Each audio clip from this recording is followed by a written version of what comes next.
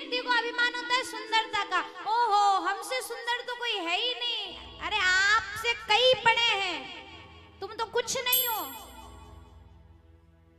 और किस सुंदरता का अभिमान कर रहे हो? तुमको बनाने वाले को देखा है तुमने कभी? हाँ, तुमसे कई सुंदर पड़े। सुंदरता वो नहीं होती कि शरीर गोरा है, थोड़े बहुत अच्छे दिख रहे हैं तो हम बहुत सुंदर हो गए। सुंदरता वो होती है जो व्यक्ति के अंदर होती है, वो सुंदरता मायने रखती है।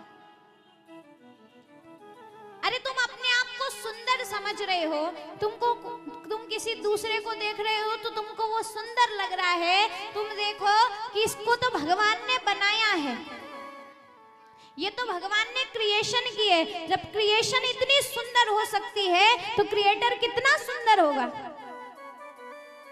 जिसने बनाया है वो कितना सुंदर होगा।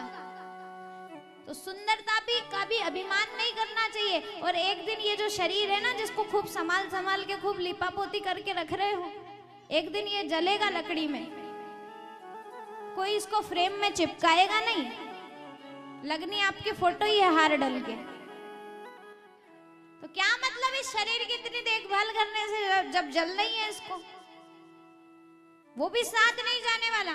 फिर व्यक्ति को अभिमान होता है संतान का, कि संतान थोड़ी अच्छी निकल गई, थोड़ी पढ़ने लिखने लगी तो तुरंत अभिमान हो जाता है, मेरा बेटा ऐसा, मेरी बेटी ऐसी, मेरा बेटा ऐसा, मेरी बेटी वैसी। पता चला वही बेटा बेटी एक दिन नाक कटवा दे,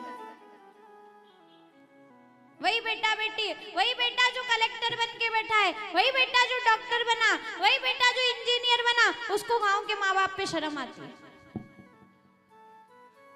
और हमने तो कई उदाहरण देखे हैं, कई लोग ऐसे हैं जिनके बेटे इंजीनियर बन के बैठे हैं और माँ बाप गांव में पड़े धूल खा रहे हैं, माँ बाप खुद की रोटी खुद सेक रहे हैं। वो माँ बाप को पूछते भी नहीं है कि माँ बाप कैसे हैं, क्या काम की ऐसी औलाद। इसलिए कहते हैं कि पति का साथी पत्नी और पत्नी का साथी पति, अंत समय तक दूसरा कोई साथ नहीं देता।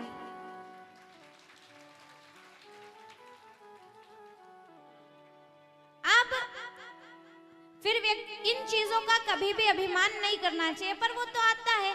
और अभिमान किसको नहीं आता है?